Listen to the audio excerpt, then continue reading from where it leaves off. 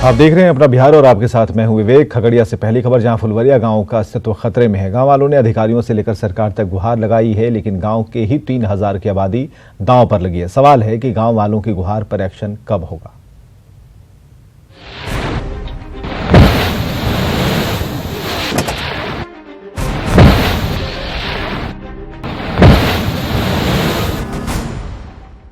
ये भयावह मंजर खगड़िया के फुलवरिया गांव का है। कोसी नदी से हो रहे कटान को देखकर किसी के भी रोंगटे खड़े हो जाएंगे। हर रोज खेती वाली जमीन कटकर कोसी नदी में समाती जा रही है। जैसे जैसे ये कटाव गांव की तरफ बढ़ता जा रहा है, लोगों की धड़कनें भी बढ़ती जा रही है। 3000 की आबादी वाले फुलवरिया गांव के लोग खुद का अस्तित्व बचाने के लिए प्रशासन से लेकर सरकार तक गुहार लगा रहे हैं, लेकिन सुनवाई कहीं नहीं हो रही। गुहार लगाए, प्रशासनिक विभाग जो भी है, हमको जहां तक जानकारी था वहां तक गए, लेकिन कोई सुनवाई नहीं लिया। और विधायक जी से भी जैसे हुआ किसी तरह से नंबर ऊपर करके बात किए, तो उन्होंने कहा कि हम लोग क्या करेंगे। तो यदि कोई नहीं करता है तो क्या सर, हम लोग अब तो नदियों में जाएंगे ना, हमको क्या है देखने वाला। कोसी का और बागमती का दोनों का कटाव ज्यादा जोर से हो रहा है। यहाँ के पब्लिक रात में सोते नहीं है, कोई घर से सामान निकाल रहा है, कोई कहीं भागने का जुगाड़ कर रहा है। गांव वालों के मुताबिक कोसी की धारा अचानक बदलकर गांव की ओर हो गई। पिछले एक सप्ताह से कटाव शुरू हो गया और अब गांव का अस्तित्व खतरे में है। बांध की सुरक्षा का जिम्मा संभाल रहे कनीय अभियंता का कहना है कि मामले की जानकारी सीनियर अधिकारियों को दे दी गई है। अब उनके आदेश का इंतजार है। तो भयावह है कटाव, तो इस टाइम में ऐसा कटाव नहीं होता था। कटाव तो भयावह हो रहा है। इसको हम एक्जीक्यूटिव को सूचना भी दे दिए हैं और कहे कि ठीक है, उसको रिपोर्ट बना के दीजिए, हम आगे इसका कार्रवाई करते हैं। क्या लग रहा है कब तक काम शुरू होगा और क्या? अभी तो ऊपर का पदाधिकारी नहीं जानेंगे। कोसी के विकराल रूप को रोकने के लिए जल्द पहल नहीं की गई तो गांव का अस्तित्व खत्म हो सकता है और सैकड़ों परिवार कटाव पीड़ित की जिंदगी गुजारने के लिए मजबूर हो जाएंगे। ईटीवी के लिए खगड़िया से दिग्विजय कुमार की रिपोर्ट। और चलिए फोन लाइन पर हमारे साथ दिग्विजय हैं, उनसे बात करते हैं। दिग्विजय, कटाव की तस्वीरें आपने दिखा दी, जब इसके बारे में इंफॉर्मेशन लेने की लोगों से कोशिश की तो उन लोगों का साफ तौर पर कहना था कि ये तो ऊपर वाले अधिकारी या फिर जो सचिव स्तर के हैं वो सब बता पाएंगे। फिलहाल क्या कुछ हो पाया है, कुछ शुरुआत हो पाई है? बता दें, अभी भी वही स्थिति है। जो विभाग के जो अधिकारी है, जल संसाधन विभाग के अधिकारी हैं, उनका साफ तौर पर कहना है कि ये चूंकि आपदा का अभी समय नहीं है। जिस समय वह पटाव निरोधी कार्य चलाया जाता है वो उसका एक समय होता है, लेकिन चूंकि ये आपदा की घड़ी आई है, इसके लिए विशेष प्रपोजल लेना पड़ता है और ये विभाग के स्तर पर होता है। उसके लिए उन्होंने प्रपोजल भेजा और जो वहाँ की स्थिति है वहाँ भेजा। गाँव वाले का कहना है कि जब हमारा गाँव ही अस्तित्व में नहीं रहेगा तब तक, जब तक फाइल पर अप्रूवल होगा तब तक हमारा गाँव कट चुका होगा और खेत कट चुकी है। तो जो बता दें, ग्रामीण का काफी दहशत में है। अभी भी उनका साफ तौर पर कहना है कि जल्द से जल्द कटाव निरोधी कार्य को यदि नहीं शुरुआत की जाती है तो यहाँ पे जो है तो गांव धीरे धीरे कटने के कगार पर आ जाएंगे। अभी खेत की जमीन कट रही है, तो गांव वाले को अभी भी प्रशासनिक मदद का इंतजार ही है। जी चलिए, ये जो प्रपोजल है और जो परफेक्शन कब तक आएगा ये हमें जरा बताइए। प्लानिंग तो हो गई, प्लानिंग दिख रही है और प्रपोजल रखा गया, परफेक्शन कब तक आएगा, कब तक इसमें हाथ लगाएगी सरकार? जी बता दें कि जो यहाँ के जो अधिकारी है, यहाँ पर एग्जीक्यूटिव है, उनका साफ तौर पर कहना है कि चूंकि प्रपोजल पटना से होना है इसलिए हम लोग इसमें कुछ नहीं कर सकते। हम लोग ये कोशिश में लगे हुए हैं, लगातार अधिकारी वहाँ पटना से बात कर रहे हैं और उनका कहना है कि पटना से ही अप्रूवल होगा। तो जब पटना से अप्रूवल होगा तब ये कुछ बता पाने में स्थिति में होंगे कि कब तक काम शुरू हो पाएगा। लेकिन जो अभी भी स्थिति है, कटाव जारी है वहाँ पे और कटाव भयावह स्थिति में है।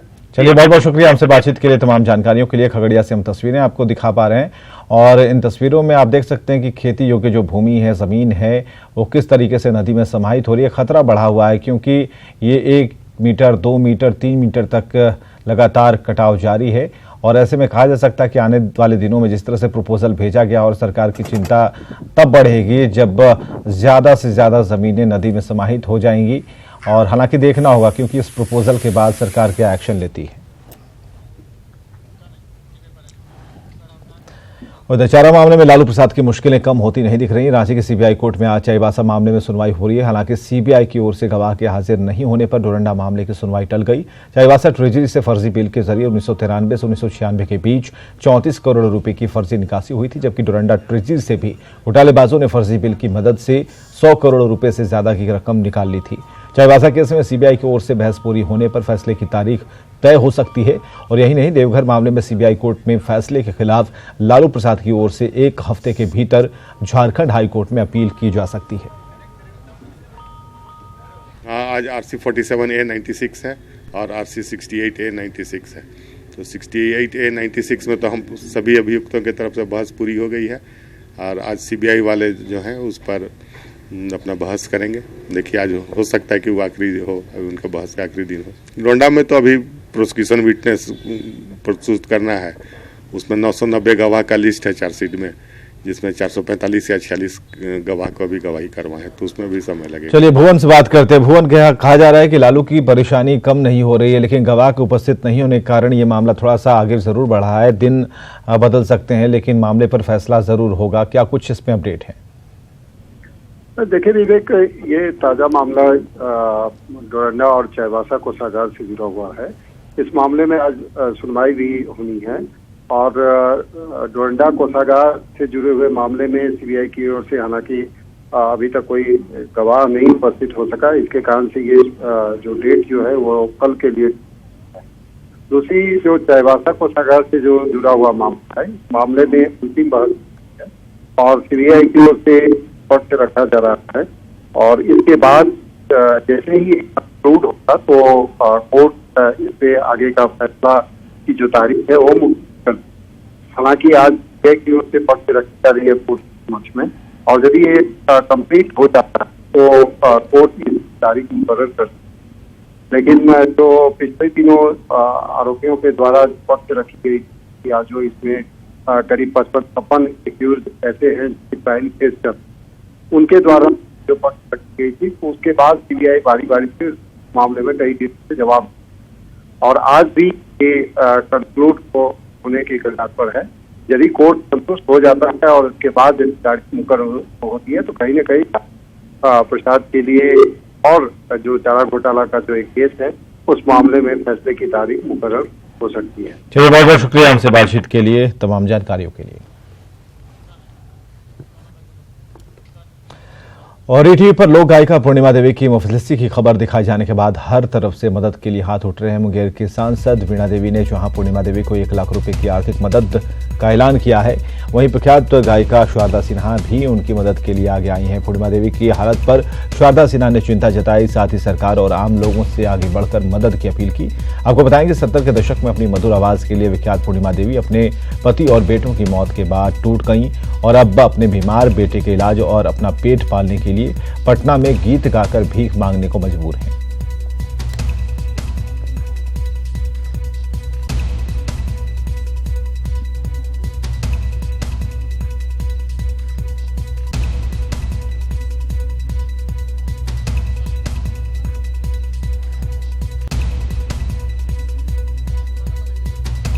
तो ईटीवी की खबर का असर हुआ है और पूर्णिमा देवी को मदद के लिए हाथ बढ़ने शुरू हो गए हैं। और जैसा कि हमने सुबह ही बताया कि इस खबर के दिखाए जाने के तुरंत बाद मुंगेर की सांसद ने आर्थिक मदद देने का ऐलान किया। उन्होंने 1 लाख रुपए की आर्थिक सहायता देने की बात कही। हालांकि इस रिपोर्ट में कई बातें थीं। हालांकि 15 साल से, जैसा कि वहां जो पुरोहित पूजा कराते हैं, उन्होंने साफ तौर पर कहा कि 15 साल से ये रोजाना गंगा नदी पर देवी देवताओं के भक्ति संगीत या फिर प्रार्थना करती आई हैं और ऐसे में गीत के माध्यम से जो लोग इनसे जुड़ते हैं उन्हें आर्थिक मदद देते हैं, कुछ पैसे देते हैं जिनसे इनका पेट और परिवार चलता है। हालांकि ये रिपोर्ट चलने में देर जरूर हुई है और ईटीवी ने इस खबर को प्रमुखता से दिखाया भी। सुबह से ही हमने इस खबर को प्राथमिकता से इसलिए दिखाया ताकि सरकार पर इसका असर पड़े। कला संस्कृति मंत्री से भी हमने कोशिश की कि उनसे बातचीत हो पाए। ये पता चला कि वो अपने क्षेत्र में हैं। हालांकि टेलीफोनिक कोशिश भी की गई, नंबर नहीं लगा और इसके बाद तुरंत ये खबर आई कि मुंगेर के सांसद ने मदद के लिए आगे हाथ बढ़ाए हैं। और प्रख्यात गायिका शारदा सिन्हा ने भी कहा है कि अभी वो उनकी तबीयत खराब है, लेकिन जैसे ही वो स्वस्थ होती हैं इनके लिए जरूर कुछ करेंगे। तो मुफलिसी और गुमनामी की जिंदगी जीती हुई पूर्णिमा देवी और मदद के लिए खबर के बाद हाथ बढ़े हैं। लगातार हमारी यही कोशिश है कि पूर्णिमा देवी को कह सकते हैं कि इंसाफ मिले, क्योंकि एक गायिका हैं और उन्होंने हाथ जोड़कर नीतीश कुमार मुख्यमंत्री से विनती की है कि आप कलाकार के प्रति, इस कलाकार के प्रति ध्यान जरूर दें। और वीणा देवी हमारे साथ मुंगेर सांसद, उनसे बात करते हैं। वीणा जी, एक बहुत अच्छा काम आपने किया है और इस खबर के चलाने के तुरंत बाद ये असर भी हुआ कि आपने तुरंत मदद की बात कही और मदद की। आप कब तक पूर्णिमा देवी से मिलने वाली, ऐसा कोई कार्यक्रम है क्या? नहीं, अभी तो देखिए कि अभी तो हम जा रहे हैं मुंगेर। कल क्या कहता है कि जो माननीय मुख्यमंत्री जी का कार्यक्रम है, तो अभी तो हम रास्ते में जा रहे हैं मुंगेर और कल शाम तक लौटेंगे।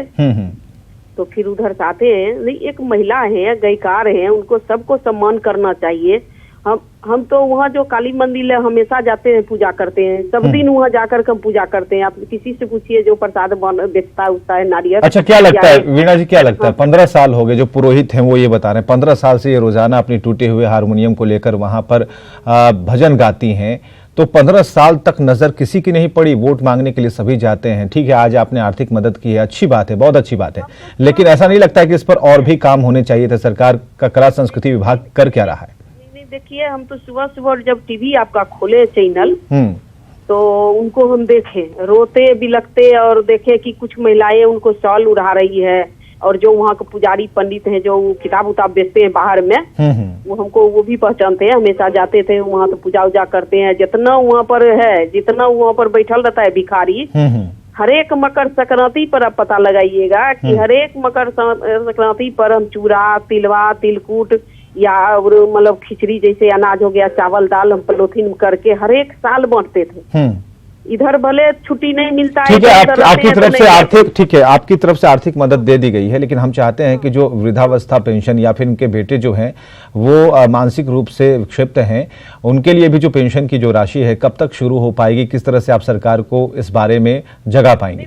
हम तो चाहते हैं कि प्रधानमंत्री के जी के भी इस पर नजर होना चाहिए। वहाँ भी इनको सम्मानित किया गया है कुछ पहले, और यहाँ हम चाहते हैं कि जो मुख्यमंत्री जी हैं उनको भी और हर एक आदमी को उनको सहायता करना चाहिए। वो एक गायकार हैं, हमारे बिहार के या कहीं के महिला हैं, और उनका मतलब नाम है, गायकार है, मतलब अभी भजन उजन गंगा की अथी पर बैठ कर सुबह भी गाना भजन गा रहे थे, तो हम सुन रहे थे उनका। तो इसीलिए जो हमारे बाहर क्षेत्र है वहाँ जो तो आशा वीणा जी, आशा करें कि जब आप कल शाम को जब पटना लौट जाएंगे तो परसों हमारे रिपोर्टर आपके साथ होंगे और इस न्यूज को फिर से कवर करेंगे। और आपकी तरफ से भी हम जानना चाहते हैं कि आप कला संस्कृति विभाग को अपनी तरफ से कोई लेटर या फिर मौखिक तरीके से मंत्री से ही आप बात करें और उन्हें ये जरूर कहें कि आप जो वृद्धावस्था पेंशन अगर इन्हें नहीं मिल पा रही है, तमाम सुविधाएं नहीं मिल पा रही हैं, तो वो जरूर उपलब्ध कराएं। इनके बेटे के बारे में सोचें, उसके भविष्य के बारे में सोचें। नहीं तो वो हमको अगर कोई उनका जो जहाँ पर वो रहते हैं वहाँ का पता दे दें या कुछ। वीणा जी हमारे सहयोगी रजनीश हैं, हमारे सहयोगी ज्योति मिश्रा हैं, ये दोनों आपसे ही संपर्क कर लेंगे। अपना फोन लाइन चालू रखिएगा। होता ऐसा है कि BSNL से कनेक्शन नहीं लग पाता है कई बार, तो हमारे सहयोगी जरूर आपसे कोशिश करेंगे। मेरा 2 नंबर है, आपका जो रिपोर्टर है हमको खुद पहचानते हैं। हाँ, हमको पहचानते हैं, जानते हैं। दुर्गा पूजा में यहाँ हम हमेशा करीब 22 साल से हम यहाँ पूजा करते हैं। दुर्गा पूजा में हमेशा देखते हैं चौराहा पर जो होता है, हम खुद वहाँ पूजा करते हैं माता के ऊपर जाकर। ठीक है, परसों यानी कि आज 8 तारीख है, 9 और 10 तारीख को हमारे रिपोर्टर आपसे संपर्क करेंगे। एक रिपोर्ट फिर ETV आपके सौजन्य से ही एक बार फिर स्क्रीन पर हम लाएंगे इन तस्वीरों को, और हम चाहते हैं कि आप आगे बढ़ें और सरकार से कम जो मंत्री हैं जो अपने क्षेत्र में है फिलहाल, उनसे आप बात करेंगे और तमाम जो सुविधाएं इन्हें मिलनी चाहिए वो उपलब्ध जरूर कराएंगे। हाँ, नहीं, हम सबसे बात करेंगे। क्या कहता है कि प्रधानमंत्री जी से भी हम कहेंगे। अभी देखिए एक हम लोग, चलिए आपकी तरफ से जो भी अपडेट होंगे हम उसे जरूर कवर करेंगे और दिखाने की कोशिश करेंगे। शानदार पहल के लिए बहुत बहुत शुक्रिया। राजनीतिक और सामाजिक जीवन में शुचिता के लिए सीएम नीतीश कुमार को जम्मू में पहले मुफ्ती अवार्ड से सम्मानित किया गया है। जम्मू यूनिवर्सिटी के जनरल जोरावर सिंह ऑडिटोरियम में समारोह का आयोजन हुआ। इसमें राज्यपाल NN वोहरा के साथ ही मुख्यमंत्री महबूबा मुफ्ती, बिहार के डिप्टी CM सुशील मोदी और तमाम लोग मौजूद रहे। अपने संबोधन में सीएम ने अवार्ड मिलने पर खुशी जताई, साथ ही मुफ्ती मोहम्मद सईद से अपने पुराने संबंधों का जिक्र किया। वहीं बिहार के हर सेक्टर में हो रहे कामों की लोगों को जानकारी दी। मुफ्ती साहब के साथ जो हमारा संबंध रहा है वो बहुत पुराना है। जब वीपी सिंह जी के नेतृत्व में सरकार बनी थी केंद्र में और वे होम मिनिस्टर थे और उनकी सरकार में भी कुछ राज्य मंत्री के रूप में मुझे काम करने का मौका मिला। आज आपके बीच में आने का मुझे मौका मिला, यह मेरे लिए गौरव की बात है। मैं अपनी तरफ से और जो कुछ भी काम हो रहा और उस काम के चलते आपने मुझको किया, लेकिन ये काम मेरा नहीं है। हमारे सहयोगी, हमारे माननीय उप मुख्यमंत्री सुशील मोदी जी बैठे हुए, हम सब मिलकर काम करते और पूरे बिहार में समाज के हर तबके का समर्थन मिलता है हम लोगों के काम में, सबका पार्टिसिपेशन होता है और उसके चलते आज बिहार में एक परिवर्तन आया। मधेपुरा में भूपेंद्र नारायण मंडल विश्वविद्यालय के प्रॉक्टर अरविंद खान द्वारा आरएम कॉलेज के प्रिंसिपल आर.बी. झा के साथ दुर्व्यवहार का मामला सामने आया है। प्रॉक्टर के बेटे का कम मार्क्स था, इस पर प्रिंसिपल ने एडमिशन की अनुमति नहीं दी और इस बात की जानकारी मिलते ही प्रॉक्टर भाग गया और सरेआम प्रिंसिपल के साथ अभद्रता की।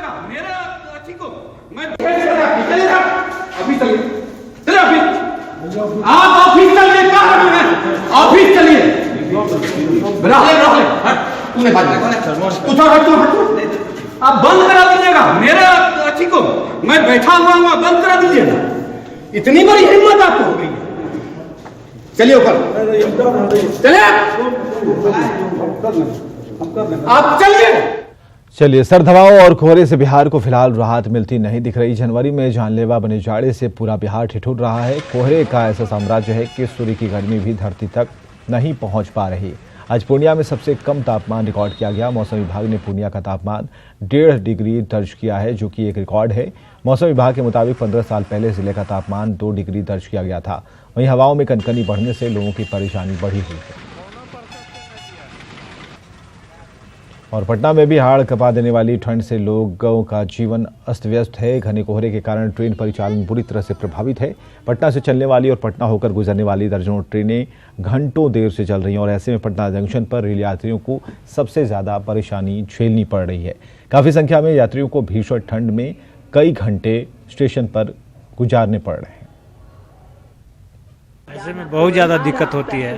ट्रेन नहीं रहने पे 2, 4, 5 घंटा 10 घंटा ऐसे बैठना पड़ता है और ये ठंडा का टाइम में तो बहुत ज़्यादा दिक्कत है। कौन सी ट्रेन का वेट कर रहे हैं? मुझे तो आसनसोल जाना है, अभी तो कोई ट्रेन ही आ नहीं है ना। 12 बजे के पुरवा से जाना था, अभी पुरवा तो पता नहीं अभी कहाँ दिखा रहा है, वो 2 बजे 3 बजे तक आएगा। 5 घंटे से स्टेशन में बैठे हैं और इतनी धुंध है, इतनी ठंड है, परेशानी तो बहुत ज़्यादा हो रही है। तो इंक्वायरी और अपडेट जो यहाँ पे मिल रहा है वो सही से? अपडेट तो सही मिल रहा है बट परेशानी जो हो रही है वो बहुत ज़्यादा है। इधर खगड़िया के गोगरी अंचल कार्यालय में जमीन से संबंधित काम के लिए विशेष शिविर का आयोजन किया गया था, लेकिन इस शिविर का हाल ये था कि कर्मचारी अपने दलाल के माध्यम से वसूली करते नजर आए। खगड़िया में एक वीडियो वायरल हुआ है जिसमें गोगरी अंचल के राजस्व कर्मचारी देवेंद्र झा अपने दलाल के माध्यम से जमीन की रसीद पर खाता नंबर चढ़ाने के लिए 100 रुपये घूस खुलेआम ले रहे थे। वीडियो में साफ देख सकते हैं कि राजस्व कर्मचारी कुर्सी पर बैठे हैं और उनके सामने उनका दलाल खुलेआम रुपए ले रहा है।